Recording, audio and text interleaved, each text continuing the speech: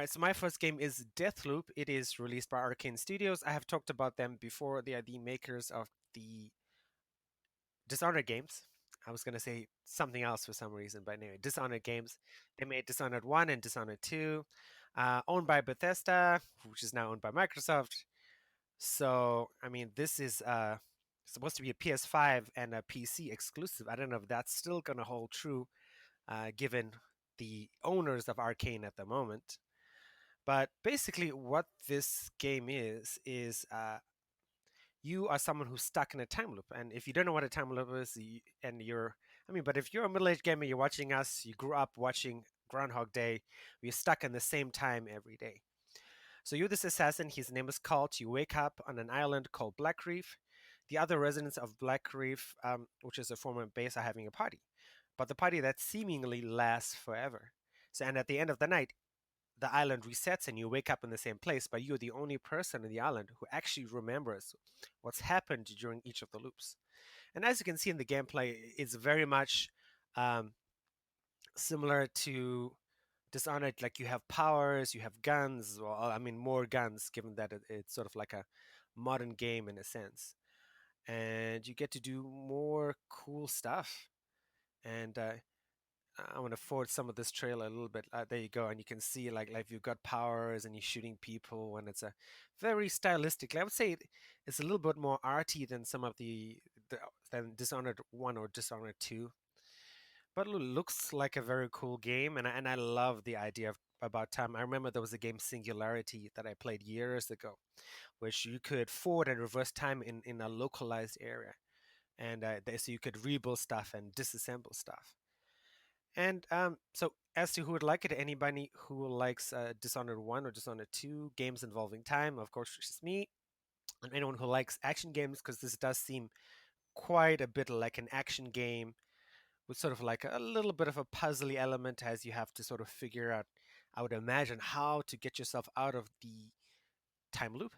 This game looks pretty much done, and from social media and other stuff like that, I've seen it that the game is pretty much done. So I don't anticipate any delays moving into 2021. So I can say this is, I mean, with 90% certainty that this is something we will be able to buy when it does release on May 21st, 2021, with no hitches, no problems, anything like that.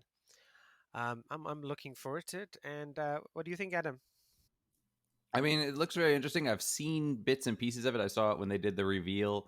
Why do you think the exclusivity would be in question? Because it is owned by Microsoft now, and Microsoft, of course, Ah, the Bethesda, yeah. yes, yes, yes. That's literally why. Even though, I mean, this is the PlayStation trailer, uh, and Microsoft did say, they do want to make games available to more people. I don't think, even though they did say initially they were going to honor exclusivity deal, I really don't think in 2021 they're going to do that. Can they do that though? I mean, if say Bethesda has a contract for exclusivity, can Microsoft kind of negate that? I mean, I'm sure there are clauses for fees and fines, and I mean, given Microsoft's extremely deep pockets, I don't see why not. Oh, okay. Because I know that I mean, this is slightly off topic, but I know that there was a case where there was an author for for a book that took place in the EU in the extended universe in Star Wars, and when Lucasfilm was bought up by Disney, they decided not to pay this guy, and they said because you never had a contract with us, we don't have to honor it, and they ended up taking it to court. I don't think it's been solved yet. But I was just wondering if it might be something like that, where if they decide we're not going to make it exclusive anymore, would Sony have, say, some kind of grounds where they could take them to court and say, you have to honor this contract? Or since Bethesda is no longer its own entity, could they theoretically just say, we're going to bypass it? I mean, I think given Sony's size and Microsoft's size and the relationships, I mean, Sony could if they wanted to, but I mean, but it's not like you're fighting people who are pretty much equal in size. You're unlikely to win in any second and just waste a lot of money and time. So Okay, so they probably just come to some sort of settlement. And, yeah, or settlement, or just Sony might just be. I mean, it is let Microsoft do what they want. oh, okay. So, do you know if there's going to be a multiplayer aspect to this, or is it going to be purely single player? Dishonored didn't have multiplayer, and I don't imagine this is given the state of the game.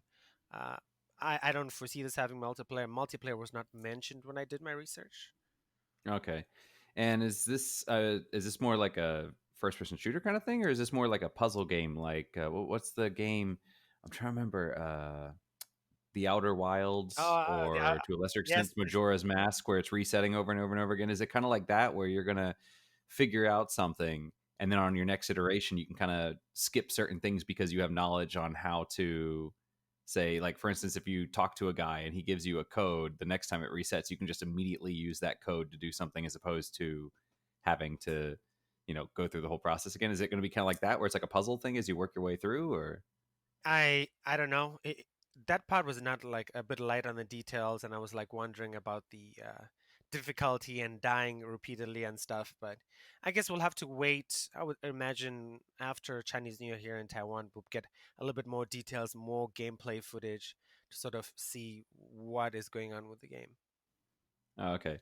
Yeah, I also remember hearing something really cool where they were specifically mentioning this game for the haptic feedback on the PS5, where they were talking about how when you load the weapon, you can actually feel the shells going in with the haptic feedback. And yeah, and then the fact that weapons can actually jam now. So when you're trying to pull the trigger, it just won't go. Uh, so they can add features like that. That's like in traditional games, we don't have things like gun jamming because it might be just kind of jarring if you're just like, why did it stop firing? And then you kind of have to figure it out. But here you can physically feel like it's jammed. So yeah, it'll be really interesting to see what they do with the with all that, and how it goes. So Yes, definitely. kind of looking forward to this one too.